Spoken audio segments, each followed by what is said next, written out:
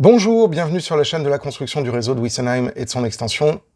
Aujourd'hui, je vais continuer de travailler sur l'extension et plus particulièrement sur l'embranchement industriel qui est la fin de la ligne secondaire qui se trouve dans l'extension. Du coup, vous allez voir pas mal de choses abordées aujourd'hui en préparation des travaux futurs. Donc, il va y avoir la pose de Magigrass à un certain endroit, il va y avoir la réalisation d'un KO pour la petite halle marchandise. Et puis, vous allez voir qu'il y a encore énormément de travail, notamment de la pose de la voie, qui arrivera pas dans cette vidéo, mais dans une autre vidéo, ainsi que finaliser le pont secteur et la petite plaque tournante. Il y a aussi un bâtiment qui doit être construit. Ça sera un bâtiment qui sera construit 100% from scratch avec des éléments de récupération. Je aurai l'occasion d'en reparler un petit peu plus tard. Donc là, aujourd'hui, on reprend la fabrication et la mise en place des éléments structurants de cette partie et vous allez voir, on va aborder des techniques qui sont déjà connues, mais qui permettent d'avancer le chantier. Et allons-y. Aujourd'hui, on va commencer par la pose du liège. Alors vous allez me dire, mais pourquoi tu n'utilises pas du trackbed ? Pour deux raisons. La première, c'est que j'ai encore du liège, donc je vais terminer avec la technique que j'avais déjà commencé à mettre en place. Et puis ensuite, par souci de cohérence sur tout cet endroit-là, puis j'ai pas de trackbed à destination de ce projet. Mon stock étant pour le projet Nomade et j'en ai encore à utiliser pour le projet Nomade. Donc voilà, l'extension restera avec de la semelle en liège. Alors vous avez vu, j'ai découpé une bande qui fait 4 cm de large. Et puis pour faciliter la courbe, je l'ai fendue en deux. Et puis je suis en train de mettre du foam tack glue. Alors vous allez me dire, ouais, mais le foam tack glue, c'est plus pour coller du trackbed et des éléments en polystyrène expansé. Alors oui, mais comme c'est une colle médium, ça colle aussi très bien et ça évite aussi la technique que j'avais utilisée avant, qui était d'utiliser de la néoprène. Et très basiquement, je n'avais pas de néoprène disponible pour pouvoir faire ce collage, donc j'ai utilisé ce qui se rapprochait le plus. Donc là, on voit, on est vraiment sur la fin du réseau, en fait, puisque c'est l'extrémité de l'extension avec le pont secteur.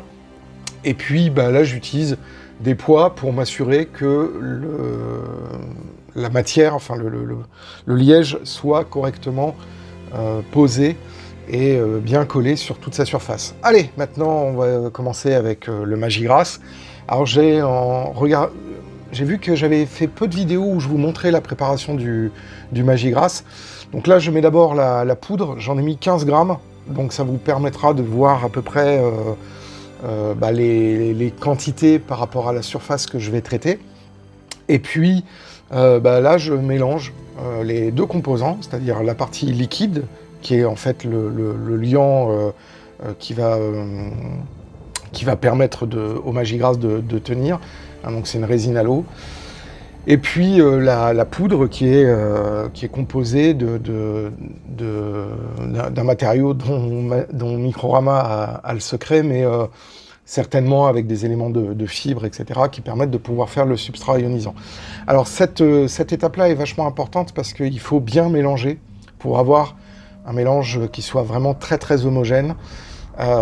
Et ensuite, après, je commence à appliquer au couteau sur toute la partie qui doit être recouverte de Magigrass, qui va recevoir ensuite après des éléments floqués, que ce soit avec de l'herbe électrostatique ou que ce soit ensuite avec des techniques de saupoudrage. Et là, à cet endroit-là, on va faire la liaison avec l'arrière-plan. Donc c'est intéressant d'avoir la Magigrass qui soit quand même disposée à ces endroits-là. Et aux endroits où je ne vais pas mettre de Magigrass, je vais peindre en anthracite, notamment autour des rochers, pour faire mon unité de couleur de sous-couche avant de venir appliquer les différentes teintes que vous connaissez, qui fera l'objet d'une prochaine vidéo. Donc pour utiliser le Magigras, c'est pas très compliqué, ça se manipule bien. Après il faut faire attention parce que comme c'est un mélange fibreux, il faut éviter qu'il y ait des fibres qui rebiquent.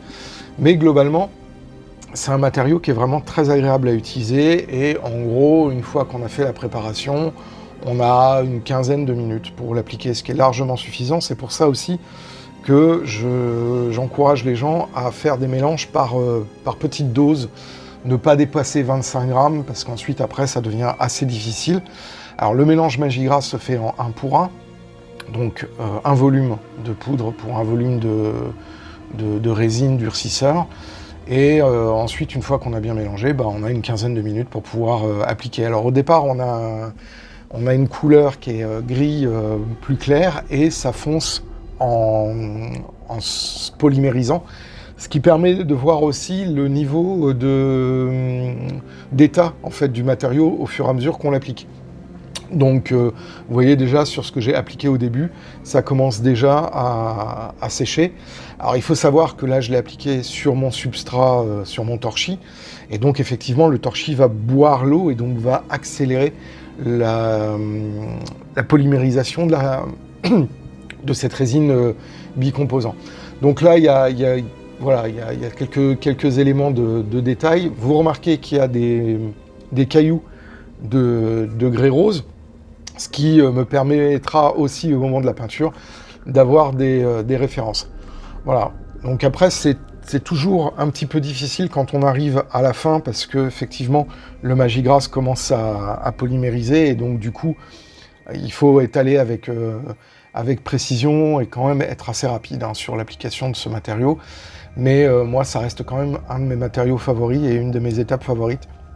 Parce que je sais que c'est à ce moment-là, en fait, où je façonne le relief et où je lui donne, en fait, finalement, l'aspect final de ce qu'il va avoir.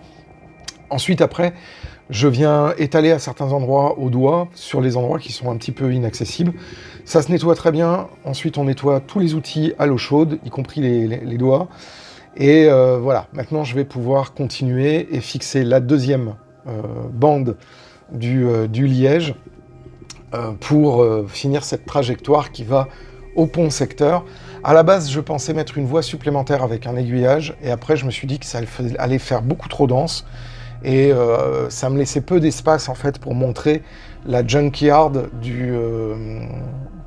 de l'embranchement privé, du site industriel, qu'il me fallait que je laisse des endroits, justement, des espaces pour pouvoir stocker le matériel, etc. Donc finalement, ça sera uniquement une voie qui me permettra de faire la manœuvre. Et il y a une petite plaque tournante dont on voit l'espace là avec les trois morceaux de liège qui devra être placée. Il faudra aussi que je la fasse parce que cette voie, cette plaque tournante, elle vient me permettre de faire des éléments de manœuvre, notamment avec le Sogolia et le COF 2, donc qui seront les locotracteurs de cet embranchement privé. Voilà. Ensuite, après, je fais un petit peu de détails, notamment sur les raccords des différentes semelles et des différents collages, avant de préparer la pose de la voie qui sera pas dans cette vidéo, parce que vous allez voir qu'à certains endroits, je vais avoir de la voie imbriquée, je vais avoir aussi des voies qui vont être particulièrement modifiées. Donc là, maintenant, on passe sur la suite, c'est-à-dire la mise en place d'un premier quai pour la petite halle marchandise que vous avez vue il y a quelques instants quand je l'ai déplacée. Et donc là, je vais commencer à travailler sur la mise en place de l'anthrax, enfin de la distance entre le rail et le quai, qui est de 11 mm. C'est un quai haut, mais là, le liège me laissait trop d'espacement entre les wagons qui vont être déchargés sur la halle. Et puis en arrière-plan, vous voyez donc l'usine Picot, et qui a pas mal avancé. Il me reste encore beaucoup de travail sur cette usine, relier l'éclairage, etc. Mais on voit aussi une partie de la structure du pont roulant de déchargement. parce qu'en fait, il va y avoir deux zones de fret qui passent à travers le bâtiment de l'usine, et c'est pour ça que j'avais pris cette usine, parce que ça m'intéressait vraiment bien. Voilà, donc là j'ai fait avec un wagon couvert Jouef, qui est un wagon Cronenbourg, qui n'a rien à faire là, mais qui me permet de vérifier la distance effective entre le quai et les rails. Et du coup, ça va me permettre de pouvoir coller les différents éléments de quai et mettre en place l'ensemble des différents travaux que je vais faire là aujourd'hui. Donc là, pose à blanc du quai. Et à l'endroit où il y a le tube de Foamtaglu et de la grenaille de poids, et ben c'est là où je vais avoir un autre bâtiment qui va être conçu avec une architecture assez similaire à celle de Pecco, mais que je vais faire 100% moi-même avec des éléments de récupération de l'usine, parce que j'ai plein de fenêtres. Et ensuite, après, certainement en impression 3D, dès que j'aurai le temps de me mettre sur la modélisation et sur Fusion 360, parce que là, pour l'instant, j'ai pas du tout le temps. Donc là, j'utilise un morceau de styrodure qui va être mis en façade et qui va me permettre aussi de maintenir tout ce que je vais mettre pour remplir le trou pour faire mon quai. Alors là, je vais utiliser à ce moment-là du torchis que je vais vous montrer dans quelques instants. Et ce torchis va venir donc me permettre de combler tout cet espace pour pouvoir faire mon quai haut et ensuite après poser la halle, étant entendu que cette halle Région et compagnie devra être terminée. Ça fera l'objet d'une vidéo bien sûr sur la finalisation de cette halle que vous voyez qui nécessite encore pas mal de travail pour être terminé. Et je pense que ce sera d'ailleurs le seul bâtiment sur Wessenheim qui sera fait en carton, puisque tous les autres seront faits en plastique, et le dernier bâtiment de l'extension, quand il sera réalisé, sera fait en impression 3D, donc du coup en plastique. Voilà. Donc là, il y a vraiment le positionnement de cette partie-là du quai. C'est assez intéressant parce que au fur et à mesure que je construis cette partie-là du décor, me viennent des idées sur comment je vais aménager. Alors vous voyez, à l'endroit où il y a le stylo rouge, il va y avoir une route qui permet en fait d'amener par camion aux différents endroits de ce site industriel. Donc il va y avoir aussi tout le travail du noyage de la voie, de la route, et puis d'un endroit de parking avec la voie de chemin de fer qui contourne l'usine et qui est très très proche du mur. Donc il y aura toute cette voie-là aussi à poser, qui est derrière le sac de poudre de Magiras. Et du coup, il va y avoir toute cette partie-là à aménager, et ça va être assez intéressant parce que la route ne continue pas, puisque derrière il y a le décor. Donc il va y avoir la voie de chemin de fer et une espèce de pseudo-talus qui va terminer la vue à cet endroit-là. Alors ce qui est aussi assez intéressant, c'est que là c'est une vision qui n'est pas celle du spectateur, qui permet de voir l'enfilade jusqu'à la ligne Maginot et jusqu'au ballon de Somniculus au fond et à la ligne. Et donc voilà, alors là je suis en train de faire mon torchis, et j'ai rajouté de la peinture noire, donc sortie de tube, pour peindre directement mon torchis, pour le colorer directement. Alors vous allez me dire, mais pourquoi tu as fait ça? On s'en fout, tu peindras au-dessus. Oui, parce que c'était simplement un essai pour vérifier que ça fonctionnait, et pour voir comment le torchis allait se solidifier.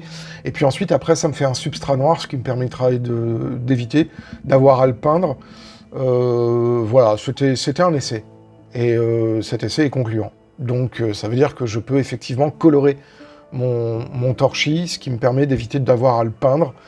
Donc j'aurais dû faire cet essai plus tôt, parce que du coup, dans l'extension, j'aurais pu... dans le projet Nomade, j'aurais pu directement teinter mon torchis. Mais bon, voilà, au lieu de le peindre par la suite, j'aurais pu directement le teinter. Donc là, je l'applique. Et là, c'est un torchis grossier. C'est-à-dire que j'avais utilisé, notamment pour faire l'embranchement viticole, j'avais tamisé pour récupérer la fine poudre pour faire le sol de l'exploitation viticole, pardon. Et ce que j'avais laissé de côté, c'était de la grosse fibre de bois issue de l'usinage. Et donc, c'est ça que j'ai utilisé avec du plâtre pour combler, parce que là, j'avais pas besoin d'avoir une surface superbement lisse. Étant entendu que, vous allez voir, je vais appliquer une deuxième application de ça pour justement venir lisser au final. Voilà, je fais une petite descente qui va permettre d'avoir accès. Au départ, je voulais faire un escalier, puis après, je me suis dit, c'est complètement débile à cet endroit de faire des escaliers. Mieux vaut faire une descente. Donc, il va y avoir une descente qui va être aménagée. Et c'est un matériau que j'aime bien, en fait, utiliser parce que, voilà, ça se travaille plutôt bien. Et même si là, c'est du gros déchet d'usinage, ça reste quand même assez intéressant à utiliser. Donc là, la séquence, il y a une nuit qui a passé, donc on voit que la première partie de ce que j'avais appliqué est bien sec. Donc ça, c'était plutôt une bonne nouvelle quand j'ai fait la deuxième séquence. Et donc là, je vais coller mes bordures de quai. Pareil, je la colle à la foam tack glue, qui est une colle médium. Donc normalement, c'est vrai que c'est plus adapté pour coller sur du polystyrène, etc. Mais bon, c'est une colle médium, donc voilà, après, il y a des appellations commerciales, je ne vais pas revenir là-dessus. Donc là, je colle les deux derniers éléments qui vont former le quai haut. Et puis, une fois que ça commencera à être fixé, peut-être même un petit peu trop tôt d'ailleurs, je vais appliquer la deuxième partie. Et donc là, je vous montre, j'ai déjà mon mélange poussière d'usinage et plâtre qui a été fait. Et puis, je viens mettre de l'eau. Alors, le problème, c'est que utiliser de la poussière de plâtre fait que la poussière d'usinage de bois fait que le bois a tendance à boire un peu l'eau. Donc, du coup, il faut être assez attentif quand on mélange, parce qu'au bout d'un certain temps, on va saturer la poussière de bois et avoir trop d'eau. Donc il faut, à la consistance, gâcher assez énergiquement pour s'assurer que l'ensemble ne soit pas trop humide. Parce que si c'est trop humide, ça va mettre beaucoup trop de temps à sécher. Et puis hop, on remet un petit peu de noir et on continue à faire le mélange, à gâcher le mélange pour pouvoir ensuite après l'appliquer en bonne et due forme sur l'emplacement qui reste pour pouvoir former ce KO. Donc là, rien de très très difficile. On vérifie la substance. Là, manifestement, j'ai pas besoin de rajouter d'eau. Donc, j'ai même un petit peu trop mis parce que, à un endroit, ça va suinter, ce qui est une preuve que la fibre de bois est un petit peu trop gorgée. Mais bon, c'était pas trop grave parce que pour pouvoir faire un lissage, le fait que ce soit un tout petit peu trop humide, ça permet de pouvoir faire un lissage de surface qui est assez sympathique. Et donc là, j'ai eu du bol parce que tout ce que j'ai fait correspond peu ou prou au volume que j'avais décidé de mettre. Donc on verra au moment du séchage. S'il n'y a pas trop de rétractation, mais normalement avec ce matériau-là, ça fonctionne plutôt pas mal. Il y a peu de rétractation en fait. En tout cas, il y en a moins que sur certains autres matériaux que j'avais pu utiliser pour ce genre d'application. Donc là, pas très très très compliqué. Il faut mettre suffisamment de matériel, il faut vérifier qu'il n'y a pas de bulles qui se forment à l'intérieur, donc bien pressé. Et puis appliquer à la spatule. Alors c'est des spatules de peintre. Moi j'aime bien ces outils-là, parce que ça permet de faire un travail qui est assez précis.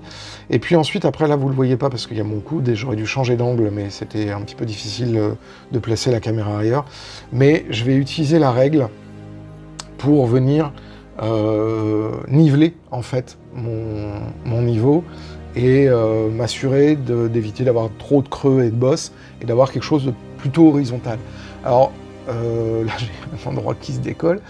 Là, c'est pour ça que j'ai collé les bordures trop tôt. Enfin, j'aurais dû attendre que ce soit sec un peu plus. Mais du coup, ça me permet d'avoir une surface à peu près horizontale et puis avec un lissage, d'avoir quelque chose d'à peu près correct. Mais par contre, vous allez voir ensuite, il y a un deuxième effet de ça, c'est que comme je vais lisser, je vais avoir une surface qui va être trop lisse Et sur le moment, ça m'embêtait un peu, parce que le fait d'avoir trop lissé, bah, ça allait créer quelque chose de trop artificiel. Et vous savez que le maître mot, pardon, quand on fait comment ça s'appelle, un décor, c'est justement de casser l'artificialité.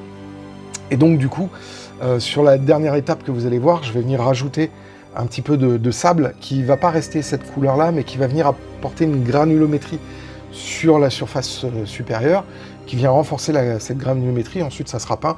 Et ensuite, après, il y aura aussi une application de sable pour le KO. Mais le fait de rajouter cette poussière vient me casser un petit peu la linéarité, parce que j'avais peur que ce soit un peu trop plat, et donc du coup, voilà, c'est donc l'étape que je vous montre là.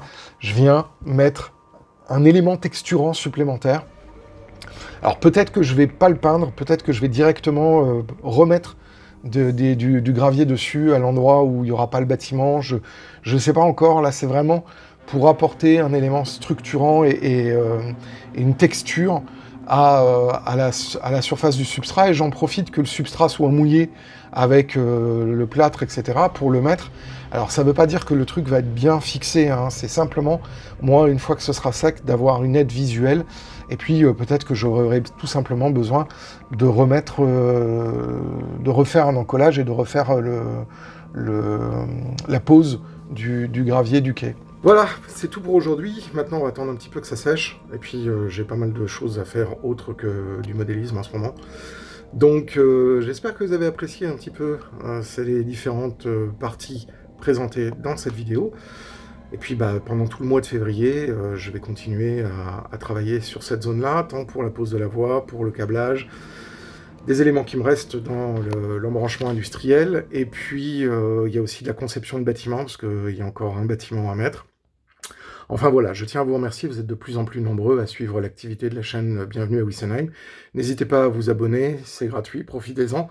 Et puis moi je vous dis à très bientôt pour la suite, et puis d'ici là, portez-vous bien, prenez soin de vous, et si vous en avez l'occasion, faites du train. Ciao!